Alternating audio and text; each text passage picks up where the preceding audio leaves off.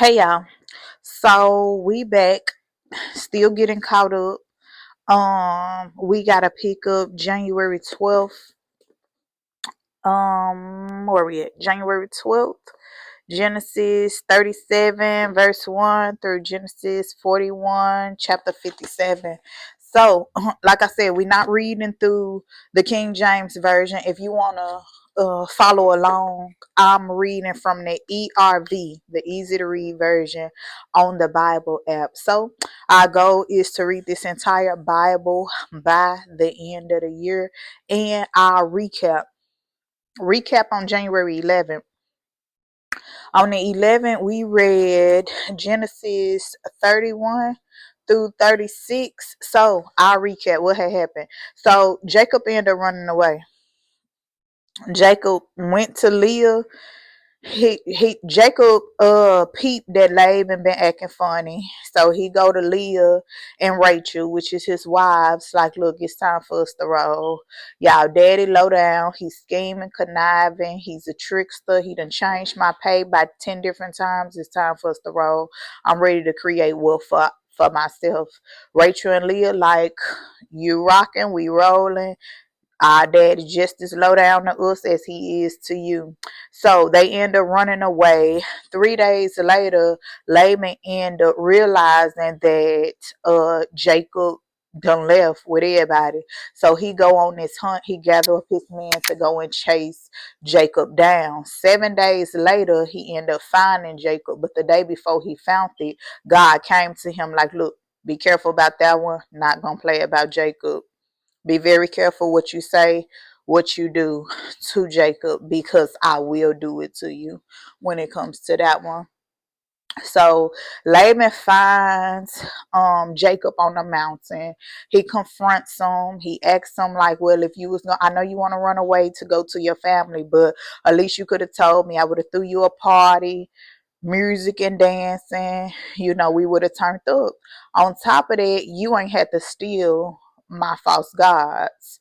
Jacob, like, I don't know what you talking about. I ain't steal them. Whole time, Rachel, one of Jacob's wives, stole them, which is Laban's daughter.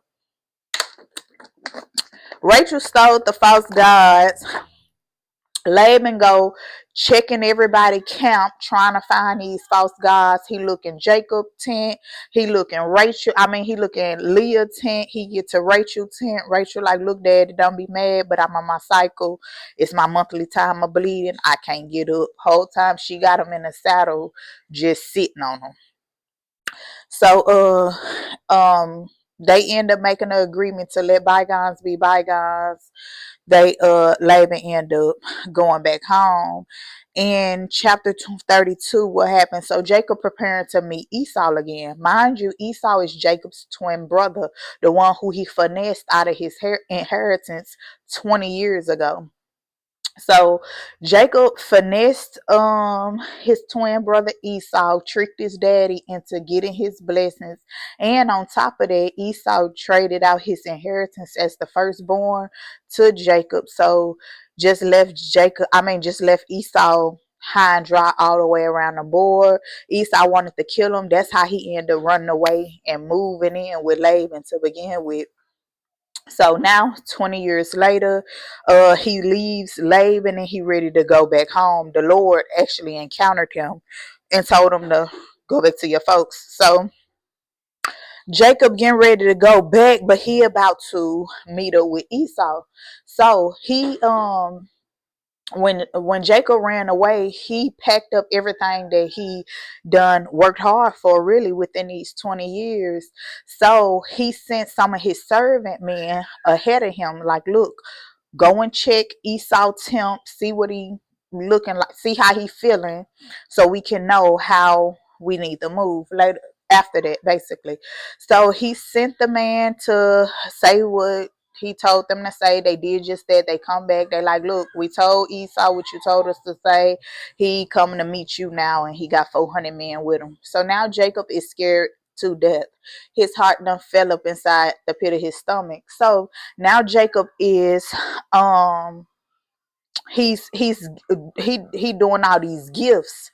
He trying to get a gift to basically if calm Esau down to accept him, basically. So he get all these animals together, get this gift together so he can give it to his twin brother Esau, just in case he's still upset and angry with him. Chapter 33, what happened? So he finally ended up meeting Esau, and it went nothing like how he thought it was gonna go. They was actually happy to see each other. They hugged, kissed, cried with each other. Jacob finished on with his trip um into the land where he was gonna live in. So he get to this place where he was gonna live in, and it's a man named Hamer. He's the dad of a man named Shechem. So Jacob ended up buying this field or this land from Hamer, and that's where he built his house for his family and his wife, his wives and childrens and all that. And he built a barn for his animals. Boom. He paid Hamer like 100 pieces of silver to get this field so he can build his house and stuff. Boom. Now, Dinah, which is Jacob's only daughter, mind you, Jacob got about clean 13 kids right now. Dinah is his only daughter, I believe. Something like that. Dinah is at this point, I believe Dinah is his only daughter. He got 12 sons and then he got Dinah. So Dinah is outside in the field. She minding her business. Boom. Shechem sees her, kidnaps her, and rapes her. Then he gets so attracted to her that he wants to take her to be his wife. So Jacob ended up finding out what Shechem done did to his daughter. He's furious, but he's not saying anything. His sons is out in the fields. He waiting for his sons to get back home so he can break the news to them. Rumor done already went around while the sons is in the field. It done got back to them. They get back home, they're on 10.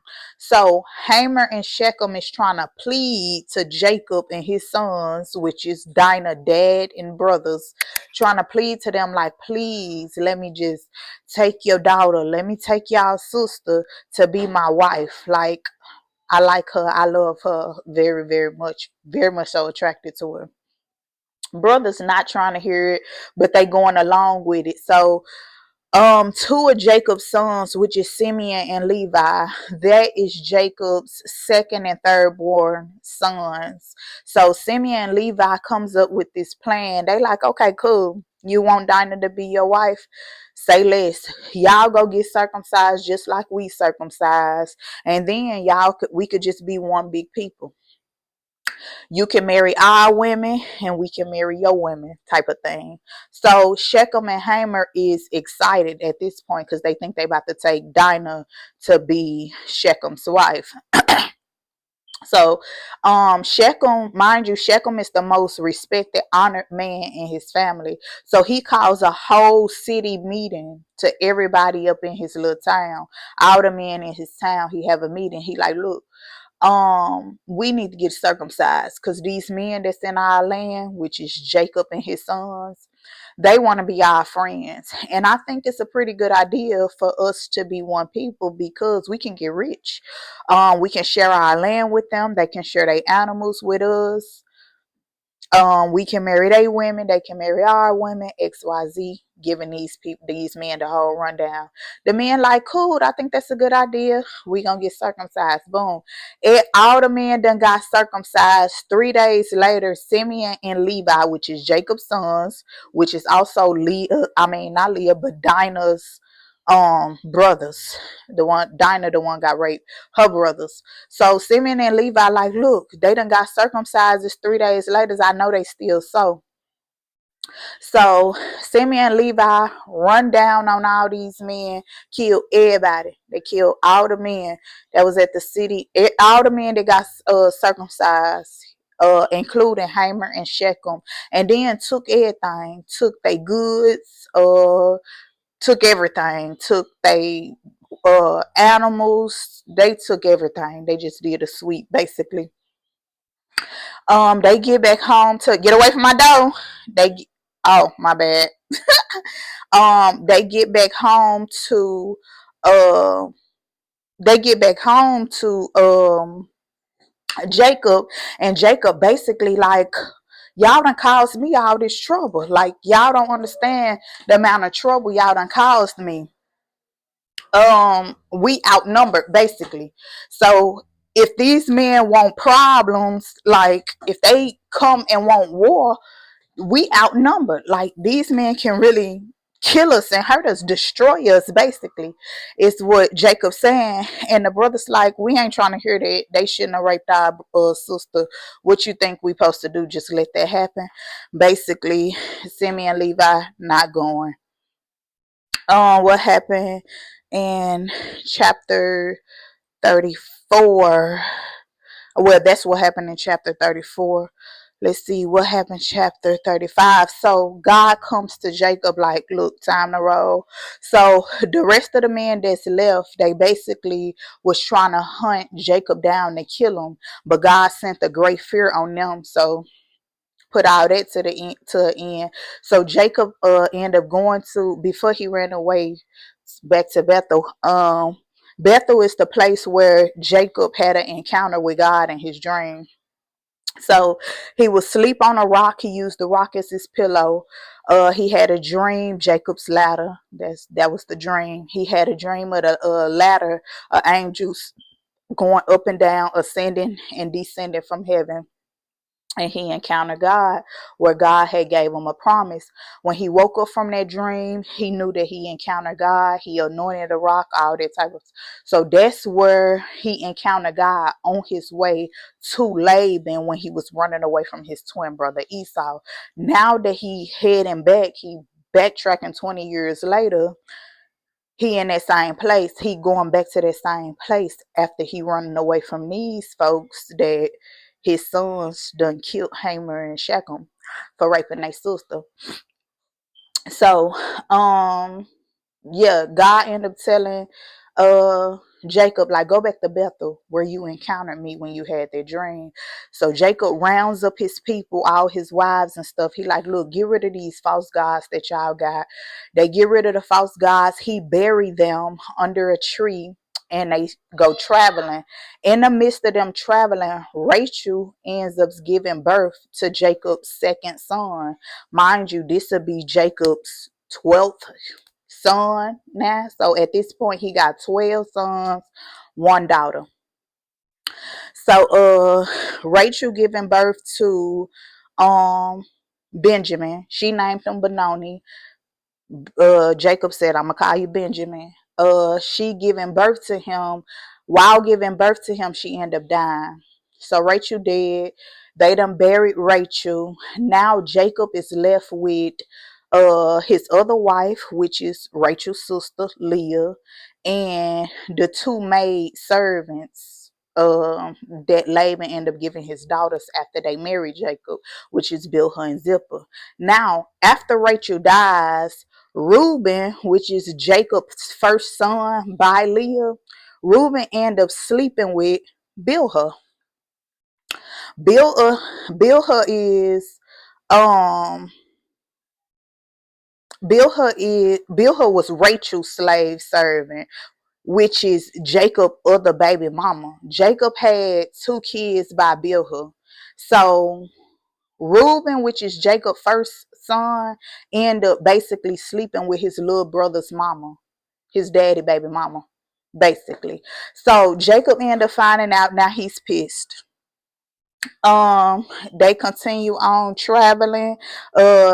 They get to Isaac. Isaac is the kid's granddaddy, which is Jacob daddy, which is Abraham's son. So yeah, they get to Isaac. Isaac end up dying. The twins, which is Jacob and Esau, bury their daddy. That's what happened in Genesis 37. Recap on Genesis 36. What happens? Okay, so they give us a rundown about Esau's family. Now, mind you, we've been on a journey with Jacob. After Jacob ended up finessing his twin brother out of his inheritance and stuff, we've been on this whole journey with Jacob. How he done went to Laban, which is his mama brother. He done worked for him for all these years, done inherit his daughters to be their wives, slave women, women work for him, all that type of stuff. He get tired of the finessing and the uncle changing his pace, so he take his wives and children, finna get ready and go. We've been on that journey with Jacob, but we have not heard anything about Esau, the twin. So in Genesis chapter 36, they filling us in on Esau and his family, who his wives is, who his kids, grandkids is, all that type of stuff. Boom. So that's our recap for January 11th. Now we read in Genesis chapter 37 through 41.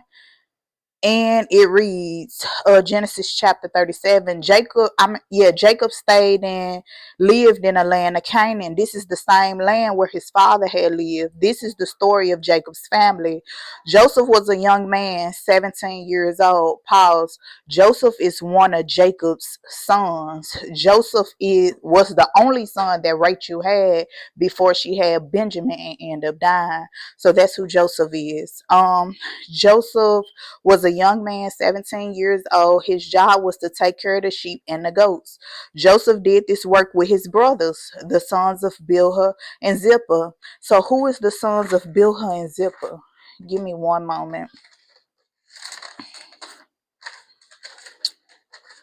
Bilhah and Zilpah sons. Let me see if I can find it. If I can't find it quick enough, I done found it. So Bilhah's sons was Dan and Naphtali, and Zilpah's sons was Gad and Asher. So those four boys by Jacob. Dan was Jacob's fifth son. Naphtali was the sixth son. Gad was the seventh son. Asher was the eighth son by Jacob. And those are Bilhah and Zilpah kids. So boom, those were the brothers that Joseph was working with. Continue on. Joseph told his father about the bad things that his brothers did, those four brothers, I guess. Joseph was born at a time when his father Israel was very old, so Israel loved him more than he loved his other sons. Jacob gave him a special coat which was long and very beautiful. When Joseph's brothers saw that their father loved Joseph more than he loved them, they hated their brother because of this. They refused to say nice things to him. Pause. So the Bible tells us that Jacob favored Joseph because of he had him in his old age. I don't think that's true. I think Rachel was the wife that Jacob really loved, and Joseph was the son that came from that wife. That's why he favored um that's why he favored Joseph the way he did, because Joseph came from his favorite wife. That's what I believe. Anywho, continue on. When Joseph's brothers saw that their father loved Joseph more than he loved them, they hated their brother because of this. They refused to say nice things to him. One time Joseph had a special dream. Later he told his brothers about this dream, and after that his brothers hated him even more. Verse 6, Joseph said, I had a dream. We were all working in the field, tying stacks of wheat together. Then my stack got up. It stood there while all of your stacks of wheat made a circle around mine and bowed down to it. Verse 8, his brother said, do you think this means you will be king and rule over us? His brothers hated Joseph more now because of the dreams he had about them. Verse 9, then Joseph had another dream, and he told his brothers about it. He said, I had another dream. I saw the sun, the moon, and 11 stars bowing down to me.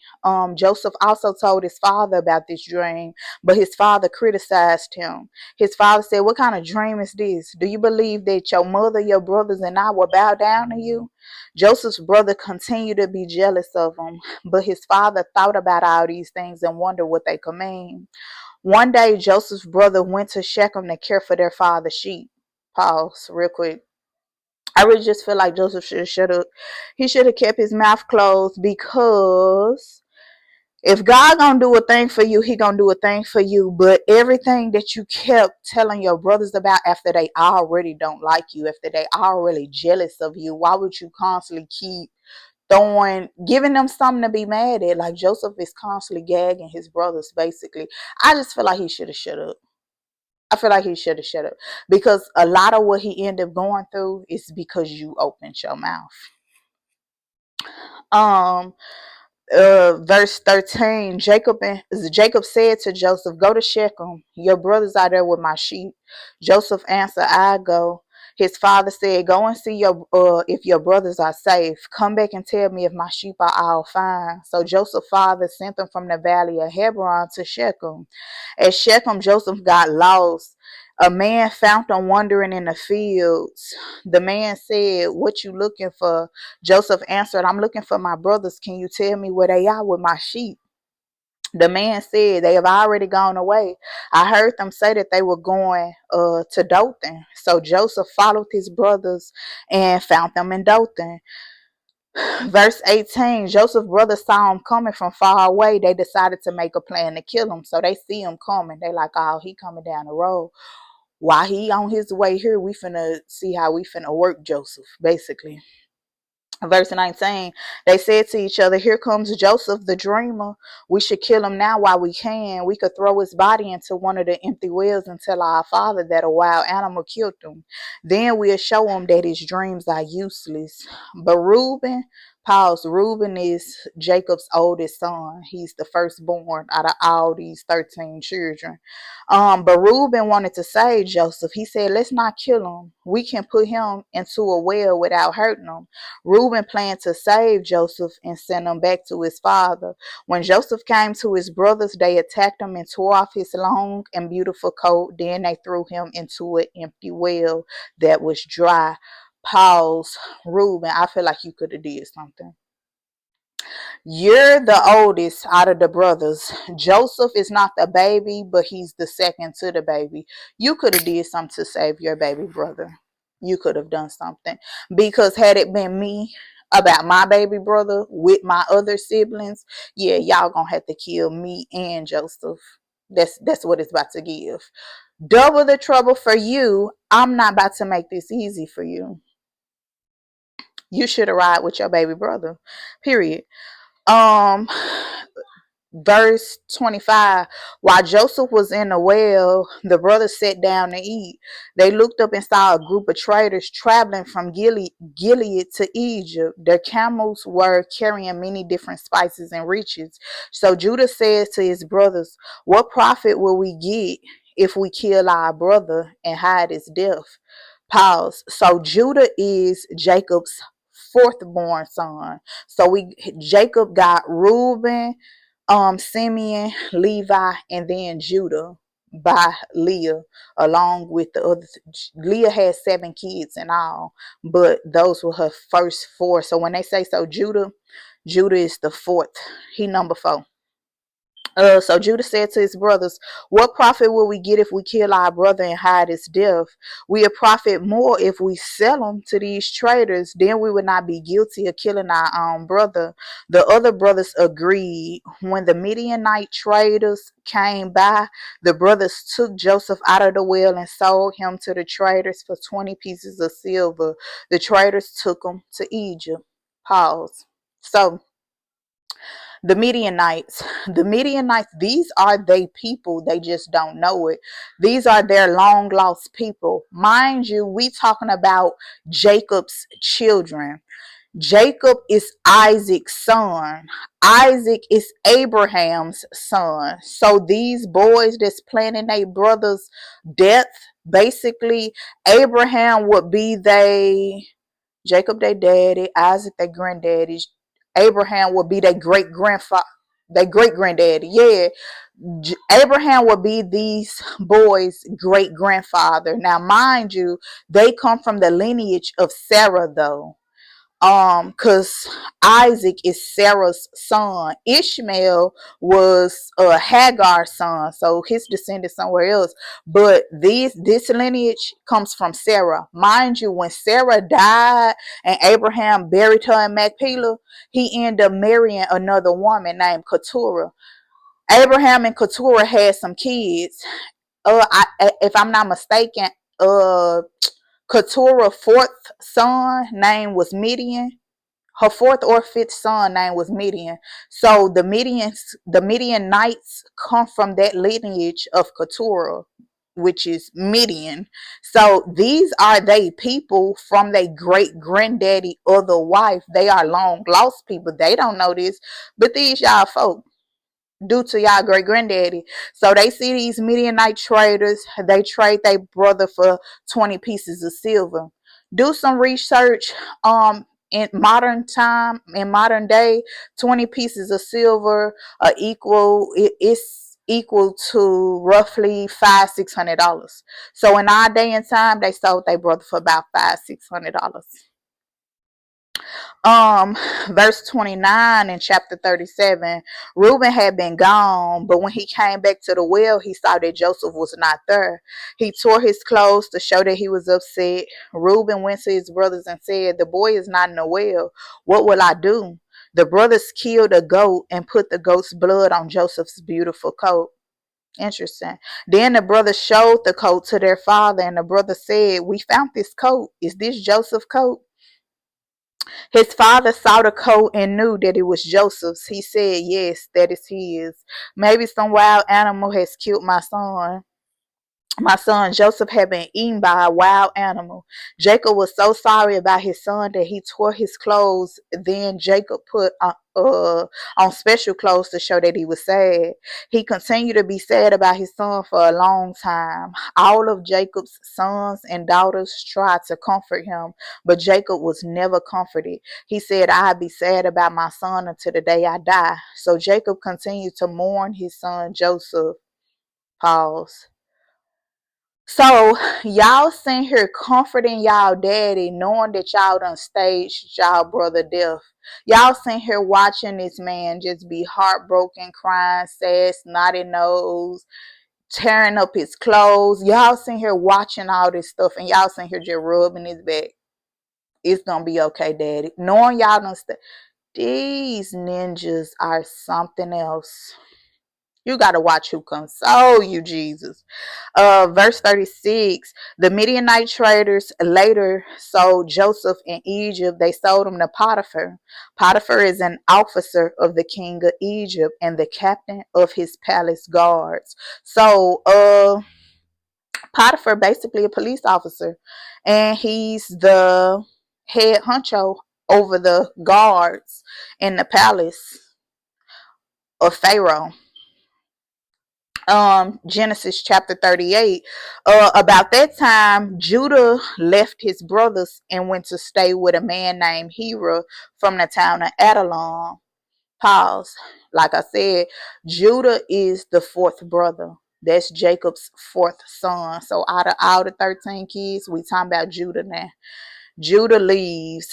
He left his brothers and he went to stay with a man named Hira from the town of Adullam. Verse 2. Judah met a Canaanite girl there and married her. The girl's father was named Shua, I believe, or Shua. The Canaanite girl gave birth to a son named Later she gave birth to another son and named him Onan. Then she had another son named him Shelah. Judah lived in Kazib when his third son was born. So basically, Judah met this Canaanite girl. We don't know her name. We just know her as Canaanite girl. So Judah marries this girl. Judah had 3 sons by her, Onan, and Shelah. Verse 6. Judah chose a woman named Tamar to be the wife of his first son but did many bad things. The Lord was not happy with him, so the Lord killed him. Then Judah said to brother Onan, go and sleep with your dead brother's wife, become like a husband to her. If children are born, they will belong to your brother So basically, which is Judah's firstborn son, wicked, evil. God wiped him off the face of the earth. But before he died, Judah went to go find Tamar to be his son's wife.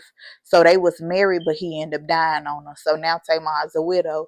So Judah go to his second-born son, Onan, like, look, go and sleep with your sister-in-law, have some kids, so these can be kids through through you, coming from you, but they'd be for your dead brother, basically. Verse 9, Onan knew that the children from this union would not belong to him. He had sexual relations with Tamar, but he did not allow himself to stay inside her. Pause. So Onan, his daddy tell him, like, go sleep with your sister-in-law, take her to be your wife. You had these children for your brother. Onan like, cool, I sleep with the chick, but these ain't finna be my children. They're gonna be children for my brother. I finna sleep with her, but I'm gonna pull out. That's how Onan feeling. Verse 10, this made the Lord angry, so he killed Onan also. Then Judah said to his daughter-in-law Tamar, go back to your father's house. Stay there and don't marry until my young son Shelah grows up. Judah was afraid that Shelah also be killed like his brothers, so Tamar went back to her father's home. Pause. So Onan sleeps with Tamar, but he pulls out instead of impregnating her. God did away with him too. You're out of here. Now why that happened is because you're interfering with the promises. So when God went to Abraham, Isaac, and Jacob, he said, look, I'll make your descendants as many as the stars in the sky, as many as the sea and the seashore, sands in the seashore. So, never mind how these children get in here, they get in here to fulfill a promise. And you just did away with a whole nation, owning. That's what you did. Because that was a child who had to come into this world and descendants had to come from them. You just wiped out, you just wasted. I think that's the word.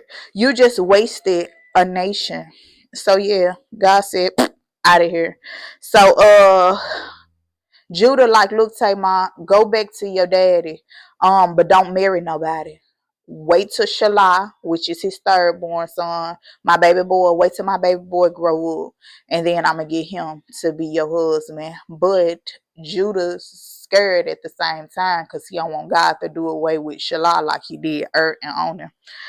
um Verse 12, later Judah's wife, the daughter of Shua, died. After Judah's time of sadness, he went to Timnah with his friend Heru from Adullam. Judah went to Timnah to have the wood cut from his sheep. Pause. Let's just pause because Judah is going through it. At this point, Judah, you done lost two sons and your wives, the mother of these two sons. The only one you got left is Shelah. Can you imagine Judah just going through it? He's really grieving at this point. And I hate that for Judah. So yeah, he traveled with his friend. To get some wood cut from his sheep. Verse 13, Tamar learned that Judah, her father-in-law, was going to Timnah to cut the wool from his sheep. Tamar always wore clothes that showed that she was a widow, so she put on some different clothes and covered her face with a veil. Then she sat down near the road going to Enaim, a town near Timnah. Tamar knew that Judah's younger son Shelah was now grown up, but Judah would not make plans for her to marry him. Pause. So mind you, when Judah told Tamar, go back to your daddy, I'ma just go there, basically save yourself, don't marry nobody.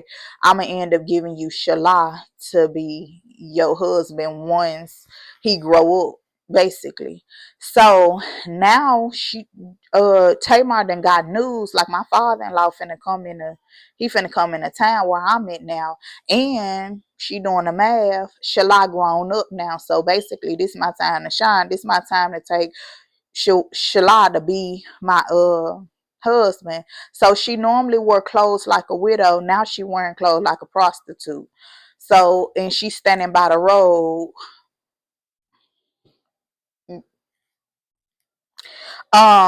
Verse 15. Judah traveled on that road and saw her, but he thought that she was a prostitute. Her face was covered with a veil like a prostitute. So he went to her and said, let me have sex with you.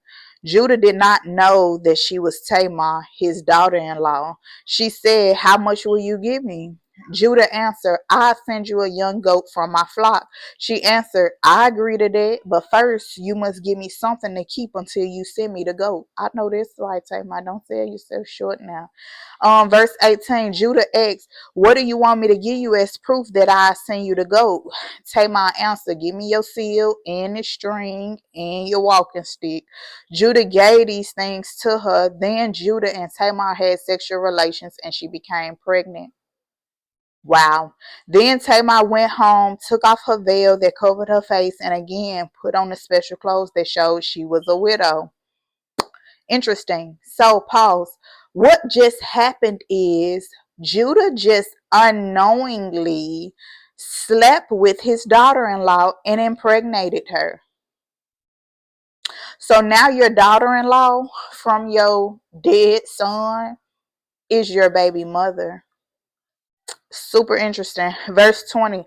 Later, Judah sent his friend Hira to Enaim to get a prostitute, the goat he promised. Judah also told Hira to get the special seal and a walking stick from her, but Hira could not find her. He asked some of the men at the town of Enaim, where is the prostitute who was here by the road? The men answered, there's never been a prostitute here. So Judah's friend went back to Judah and said, I could not find a woman. The men who lived in that place said that there was never a prostitute there. So Judah said, let her keep the things. I don't want people to laugh at us. I tried to give her the goat, but we can't find her. That's enough. So he like, don't even worry about it. Verse 24, about 3 months later, someone told Judah, your daughter-in-law Tamar sinned like a prostitute and now she's pregnant. Then Judah said, take her out and burn her. Verse 25, the men went to Tamar to kill her, but she sent a message to her father-in-law that said, the man who made me pregnant is the man who owns these things. Look at them. Whose are they? Whose special seal and string is this? Whose walking stick is this? So Tamar like, wait a minute. We ain't finna just do away with me. Y'all need to investigate this. The man who got me pregnant, this his stuff right here. Find out who it is. I wanted it. I know Judah ain't know that was Tamar, but I wanted to Tamar know that was her father-in-law, because this is sticky. Verse 26, Judah recognized these things. I bet you did, because they belong to you. I bet you are very familiar with those things. Judah recognized these things and said, she is right. I was wrong. I did not give her my son Shelah like I promised. And Judah did not sleep with her again.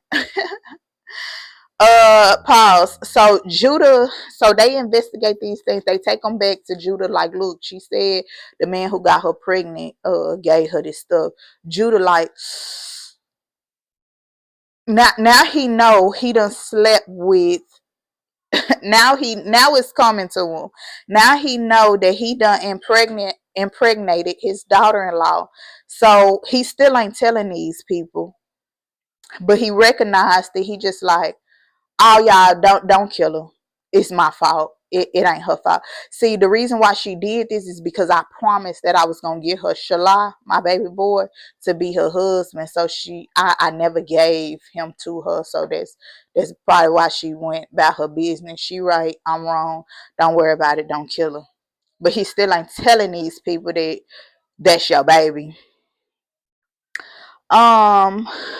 Verse 27, the time came for Tamar to give birth. She was going to have twins. So there's two babies. You done pumped up in the. Well, it makes sense. Twins running your family at this point. This is Judah we talking about. His daddy Jacob is a twin. So technically twins do run in the family. Verse 28, while she was giving birth, one baby put his hand out. The nurse tied a red string on the hand and said this baby was born first, but that baby pulled his hand back in, so the other baby was born first. So the nurse said you were able to break out first, so they named him Perez. After this, the other baby was born. This was the baby with the red string on his hand. They named him Zerah. So Perez and Zerah are the twins of Judah and his baby mama / daughter-in-law Tamar. This is so ghetto. But let's continue on. Chapter 39, the traders who bought Joseph took him down to Egypt. They sold him to the captain of Pharaoh's guard, which is Potiphar. Back to Joseph. The Lord helped Joseph become a successful man. Joseph lived in the house of his master, Potiphar, the Egyptian. Potiphar saw that the Lord was with Joseph and that the Lord helped Joseph be successful in everything he did. So Potiphar was very happy with Joseph. He allowed Joseph to work for him and to help him rule the house. Joseph was the ruler over everything Potiphar owned. After Joseph was made the ruler over the house, the Lord blessed the house and everything that Potiphar owned. The Lord also blessed everything that grew in Potiphar's fields. The Lord did this because of Jacob. I know that's right. Somebody open the dryer. My bad, y'all. So basically Joseph is staying with Potiphar, but God is showing so much favor because, can you say favor will follow you? So God is blessing everything in Potiphar's house due to Joseph being there. Uh, Verse 6, so Potiphar allowed Joseph to take responsibility for everything in the house. Potiphar didn't have to worry about anything except deciding what to eat. I know that's right. So your biggest challenge for the day is, what am I going to stuff my face with? I know that's right, Jesus.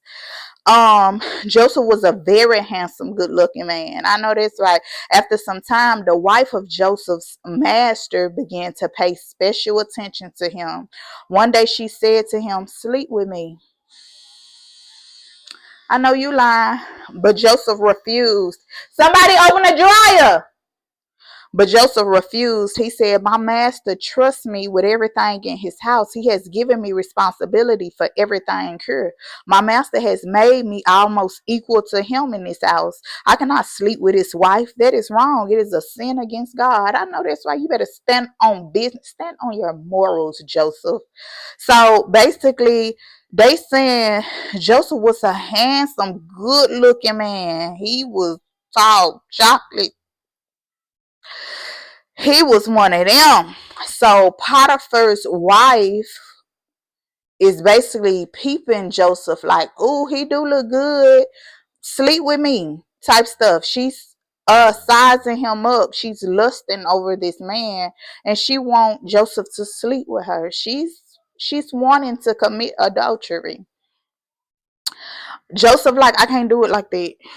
For one, I'm a God-fearing man. That's a sin against God. And then this man, I'm loyal to my boss. He done got me everything. He done made me equal to him. I can't do it like that. Go ahead on, lady. Verse 10, the woman talked with Joseph every day, but he refused to sleep with her. Pause. Joseph, why you ain't tell your boss? If this woman coming to you every single day, at what point do you tell Potiphar? Can we learn from Joseph and stop keeping our mouth closed? When something is out of line, to cover our own behinds, if something is out of line, if something ain't aligning with how it's supposed to align, we need to open up our mouth. Staying silent is not the right way to go. So, verse 11, one day Joseph went into the house to do his work. He was the only man in the house at the time. His master's wife grabbed his coat and said to him, come to bed with me. But Joseph ran out of the house so fast that he left his coat in her hand. The woman saw that Joseph had left his coat in her hand and had run out of the house. She called to the men outside and said, look, this Hebrew slave was brought here to make fun of us. He came in and tried to attack me, but I screamed. My scream scared him and he ran away, but he left his coat with me. Then she kept his coat until her husband, Joseph's master, which is Potiphar, came home. She told her husband the same story. She said, this Hebrew slave you brought here tried to attack me, but when he came near me, I screamed. He ran away, but he left his coat. You trifling, you're adulterer, and you're a liar. Repent. Potiphar's wife. Verse 19, Joseph's master listened to what his wife said and he became very angry. So Potiphar put Joseph into the prison where the king's enemies were held, and that is where Joseph remained. So like I said, let's learn from Joseph. Let's not keep our mouth closed, because this woman was talking to you every day. That's what the Bible said. That's what the word said. She was talking after you told her that you ain't want to sleep with her. She peeped you out saying how fine, good looking you was, all that type of stuff. After you already told her no, every single day she talking to you, she probably walking by the kitchen, rubbing on them. You should have told Potiphar. You let it get too far. You let it get too far. You let it get way too far. You should have said something. You kept your mouth closed, and that's where you messed up at, Joseph. Now, when it comes to Potiphar, with your angry self. At this point, this is where discernment comes in, because you know what type of man Joseph is. He's been working for you. You know how loyal he is. And clearly, if this is your wife and you pay attention to your wife, people don't change overnight. If she lying, she been lying. If she adulterous, she been adultering. If she lust, she been lustful. You been knowing all this stuff. At this point, use your discernment. Use your discernment. Some people you can say, nah, that they won't do no stuff like that. Some people you just know, and some people you like, they about did that. Use your discernment, Potiphar. You just riding with your wife knowing that she trifling. Don't like it. Don't agree with it at all, Potiphar. You just threw an innocent man into the jail. We're not cool now. Verse 21, the Lord was with Joseph and continued to show his kindness to him. So the commander of the prison guards began to like Joseph. The commander of the guards put Joseph in charge of all the prisoners. Joseph was their leader, but he still did the same work they did. Okay, so Joseph done went. Joseph in a pen, head honcho in a pen. Do you hear me? Joseph is that ninja in the pen, in the penitentiary. I know this right. It's the favor for me, even in the penitentiary. Verse 23, the commander of the guards trusted Joseph with everything that was in the prison. This happened because the Lord was with Joseph. The Lord helped Joseph be successful in everything he did, even in the penitentiary. I know this right. Chapter 40. Later, two of Pharaoh's servants, mind you, Pharaoh is the king of Egypt. That's what a Pharaoh is. We don't know his name. We just know he's a Pharaoh. And a Pharaoh is the king over Egypt, the ruler of Egypt. So later, two of Pharaoh's, which is the king of Egypt's servants, did something wrong to Pharaoh. These servants were the baker and the man who served the wine to Pharaoh. Pharaoh became angry with his baker and his wine server, so he put them in the same prison as Joseph. Potiphar, the commander of Pharaoh's guard, was in charge of this prison. The commander put the two prisoners under Joseph's care. The two men continued to stay in prison for some time. Pause, y'all, because my mind is wandering. So, Joseph is in the prison where Potiphar is still over the guards and stuff. I wonder, was it some animosity during the day? Like, I wondered, is Potiphar peeping how Joseph moving? Like, no, I don't think he did that to my wife. I should get him up out of here. Or is he like, that man tried to sleep with my wife? Y'all get him. I wonder how that went. But anyway, verse 5. One night, both of the prisoners had a dream. The baker and the wine server each had his own dream, and each dream had its own meaning. Joseph went to them the next morning and saw that the two men were worried. He asked them, why you look so worried today? Like, you all right? The two men answered, we both had dreams last night, but we don't understand what we dreamed. There is no one to explain the dream to us. Joseph said to them, God is the only one who can understand and explain dreams. So I beg you, tell me your dreams. So the wine server told Joseph his dream. The server said, I dreamed I saw a vine. On the vine, there were 3 branches. I watched the branches grow flowers and then become grapes. I was holding Pharaoh's cup. Thank you, Holy Spirit.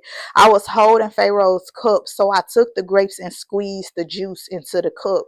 Then I gave the cup to Pharaoh.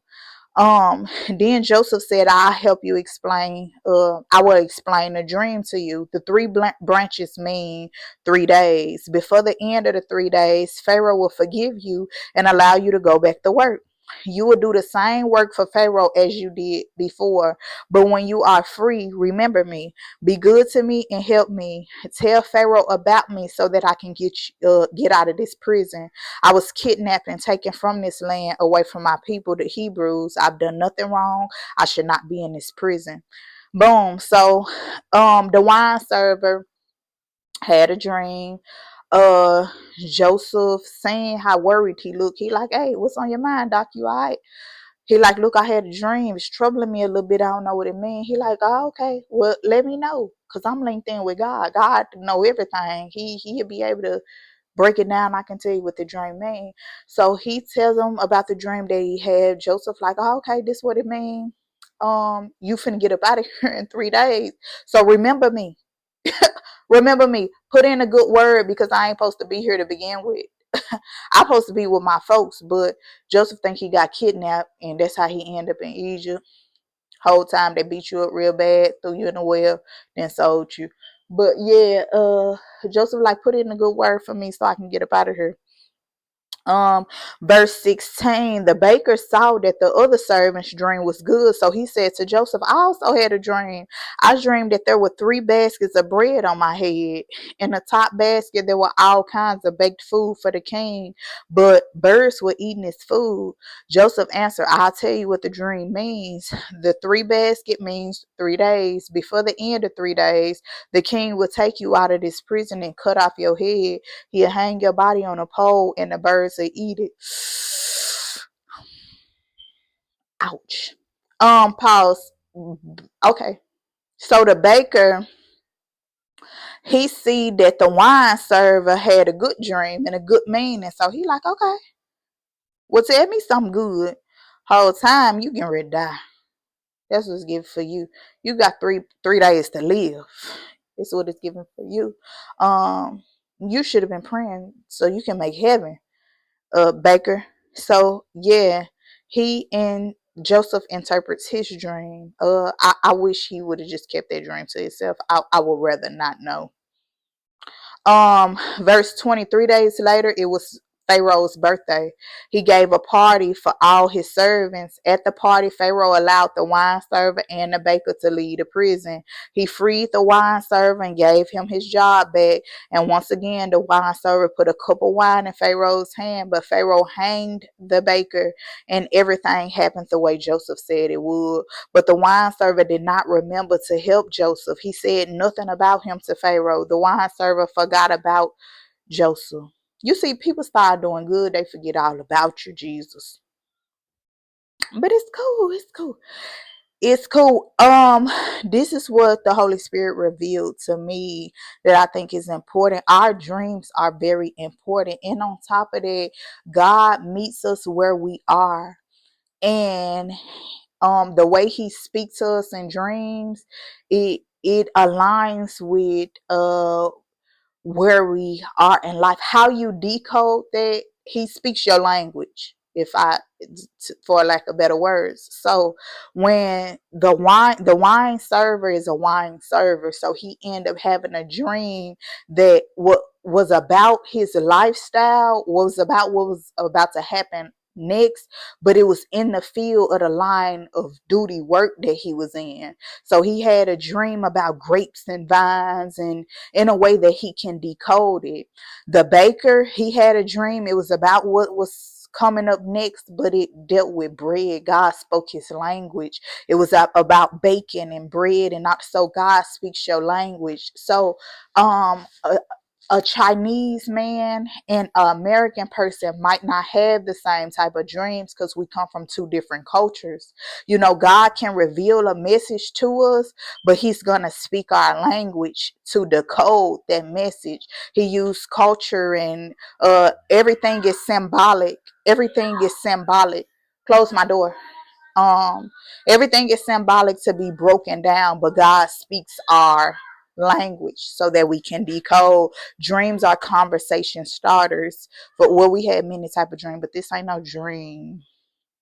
Dreams that come from God are conversation starters.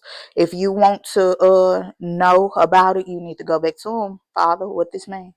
I don't know what this means. I'm very much so lost. So start that he's starting a conversation with you. Go back to him. Carry on with the conversation. Chapter 41, and this is our last chapter in Genesis, our study today. So chapter 41, 2 years later, Pharaoh dreamed that he was standing by the Nile River. In a dream, seven cows came out of the river. Excuse me. 7 cows came out of the river and stood there eating grass. They were healthy, good-looking cows. Verse 3, then 7 more cows came out of the river and stood on the bank of the river by the healthy cows. But these cows were thin and looked sick. The 7 sick cows ate the 7 healthy-looking cows. Then Pharaoh woke up. Pharaoh went back to sleep and began dreaming again. This time he dreamed that he saw 7 heads of grain growing on one plant. They were healthy and full of grain. Pause real quick, y'all. This really ain't got nothing to do with this. Well, it do, but it don't. So do y'all ever find that ironic how you can be sleeping for a good 8, 9, 10 hours, but right before you open your eyes, you coming from a dream? Like, it's like the whole time you done slept for them 8 hours, wasn't nothing going on. But right when you getting ready to wake up, it's like God dropped his message on you and pop your eyes clean open. So we got time to remember it, talk, consult, you see what I'm saying? Because if we had the dream in the beginning of the 8 hours, we probably would forget it. But it's like right when it's like Pharaoh had this dream and then woke up. Like normally I had dreams like that too. Like I've been asleep for a good like 10 hours and the dream ain't come until right to the end to where my eyes finna pop open. Like God know what he be doing. Verse 6, then he saw 7 more heads of grain sprouting, but they were thin and scorched by hot wind. The thin heads of grain ate the 7 good heads of grain. Then Pharaoh woke up again and realized it was only a dream.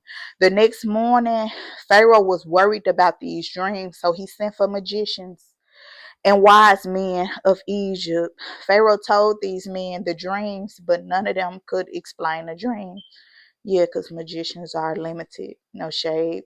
Verse 9. Then the wine servant remembered Joseph and said to Pharaoh, I remember something that happened to me. Praise the Lord. 2 years later, now you remember.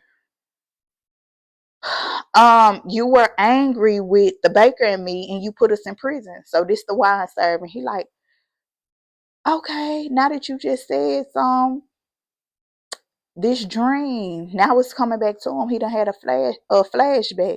Like, dang, I supposed to put in a good word for this man. Never did. But anywho, since you just had this dream, I remember 2 years ago you was pissed with me and the baker, and you put us in prison. We end up encountering this Hebrew Joseph, and we had dreams too.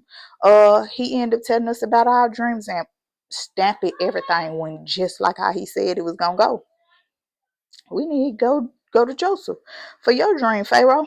Verse 11. Then one night he and I had a dream. Each dream had a different meaning. There was a young Hebrew man in prison with us. He was a servant of the commander of the guards. We told him our dreams and he explained them to us. He told us the meaning of each dream, and what he said came true. He said I'd be free and have my old job back, and it happened. He also said the baker would die, and it happened. Verse 14. So Pharaoh called Joseph from the prison.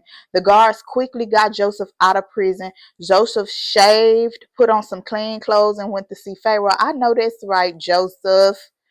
Pharaoh said to Joseph, I had a dream and no one can explain it for me. I heard that you can explain dreams when someone tells you about them. Joseph answered, I cannot, but God can explain the dream for you.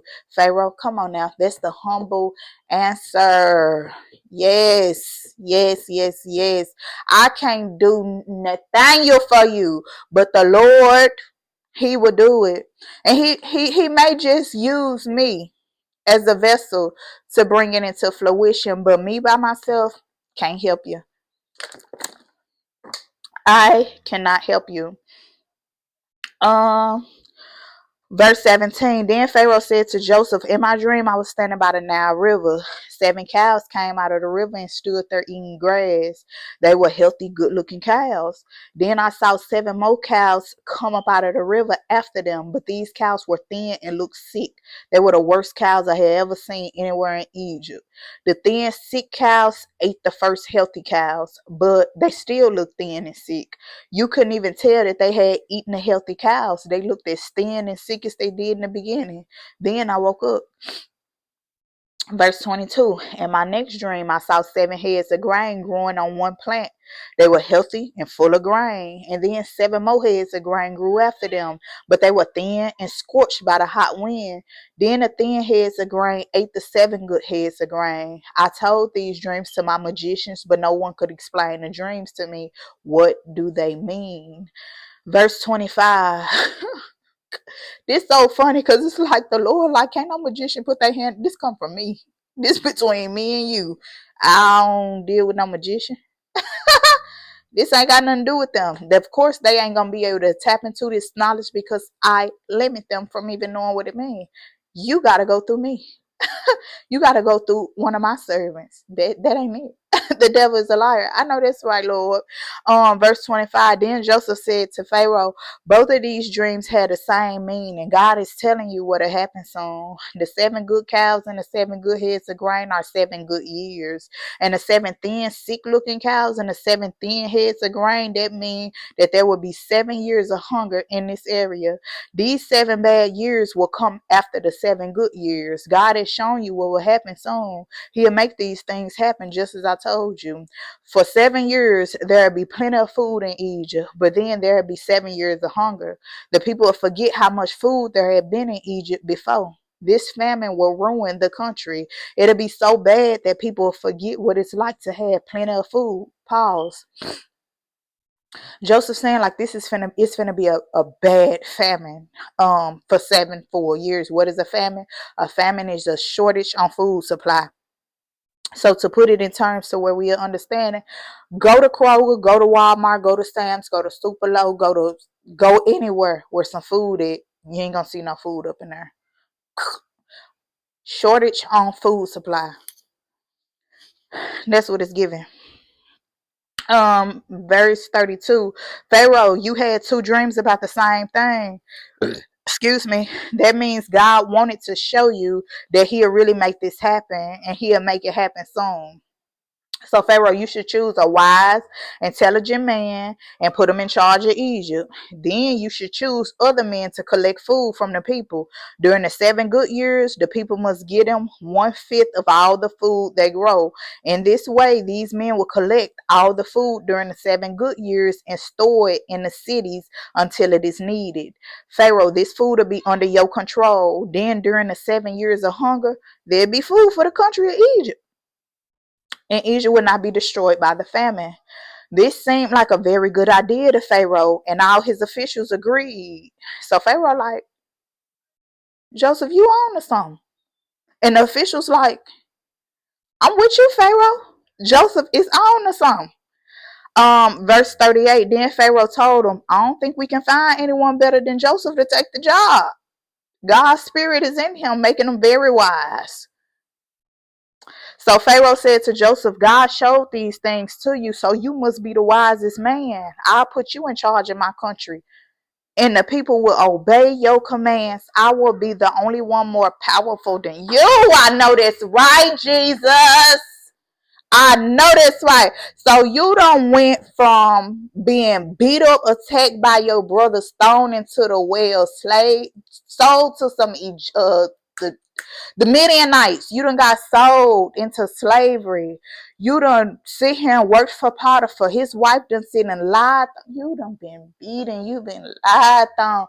You done been thrown in prison. You done, and the Lord done upgraded you. I know that's right. You're Okay, so let me calm down. Pharaoh is the king of Egypt. Mind you, a king is a ruler. They are above the law. They are above the law. They are bigger than the program. That is what a king is. Pharaoh is telling Joseph fresh out of prison. Fresh out of prison. Joseph done got out of jail. He done sit here, shaved and bathed, put on these new clothes. He go and meet the king of Egypt. And all he did was be humble, serve the Lord, tell him what his little old dream meant. Oh, Jesus is so easy. My Lord is so easy. It's so easy. Joseph just took about a good five minutes to interpret this dream to Pharaoh. And in that, Pharaoh upgraded this man. Praise the Lord. Joseph done been exalted. Pharaoh said, you head honcho. I'm the only one more powerful than you. What's his name? We don't know his name. We just know him to be Pharaoh. Pharaoh got other officials that work for him. He got commanders in charge. He got men. None of them that look qualified is not finna get the spot that you finna get. And they all in agreement. They all in agreement. Like he one of them. He is definitely one of them. He one of them.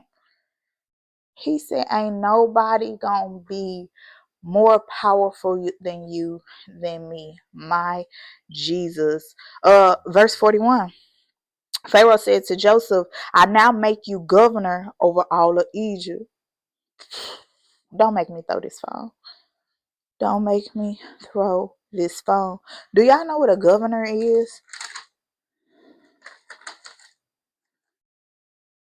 Governor is head of the state. They are responsible for putting laws into effect.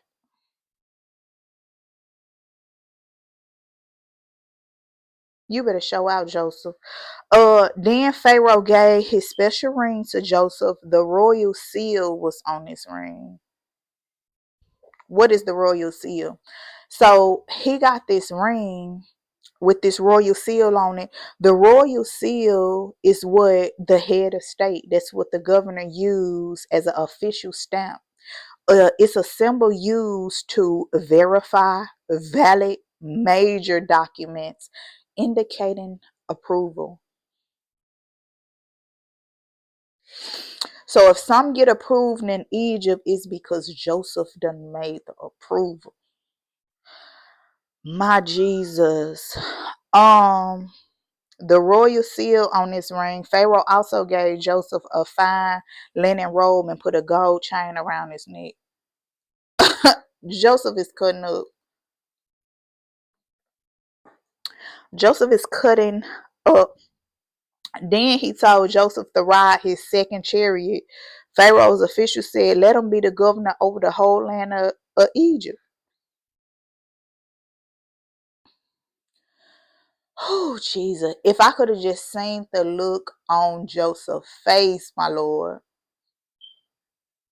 So not only is the king of Egypt telling you all these things, but you got one of your officials, he like, you know what? You should just make him the governor over the whole Egypt. He is that. The spirit of the Lord was in that place. Oh, you got this.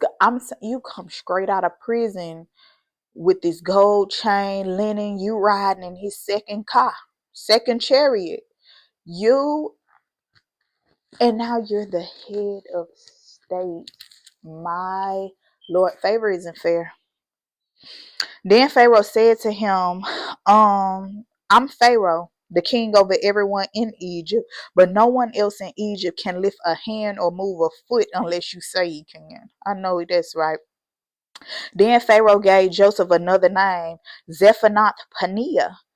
He also gave Joseph a wife named Asenath. She was the daughter of Potipharah, a priest in the city of On. So Joseph became the governor over the whole country of Egypt. The country, my lord. This ain't no city we talking about. This is a country.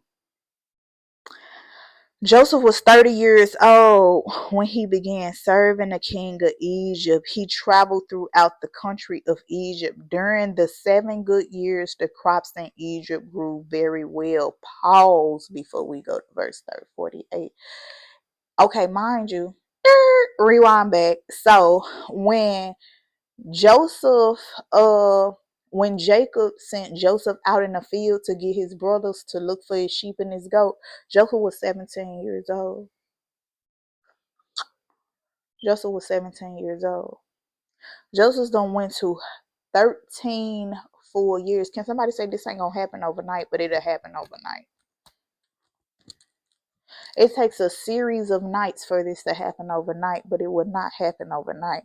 It's been 13 full years. Joseph done sat here and went through this garbage. Man, can you say that you know how big the blessing gonna be based on how big the giant that you're facing is? We see the Bible telling us what Joseph done went through, but there ain't no amount of words that can tell you what this man done went through for 13 years. He's now 30. When his brothers now was hating on him, beating him up and throwing him in the well, selling them for $500-$600, that was when he was 17 years old. He's 30. At 30 years old is when stuff is just now finna start breaking through for him. Praise the Lord. God Almighty. Verse 48, Joseph saved the food in Egypt during those 7 years and stored the food in the cities. In every city, he stored grain that he grew in the fields around the city. Joseph stored so much grain that it was like the sands of the sea. He stored so much grain that it could not be measured. I know that's right. Joseph's wife, Asenath, was the daughter of Potipharah, the priest in the city of On. Before the first year of hunger came, Joseph and Asenath had 2 sons. Joseph named the first son Manasseh.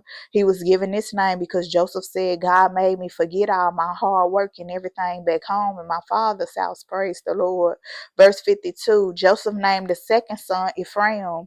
Joseph gave him this name because he said, I had great troubles, but God has made me successful in everything. Praise the Lord.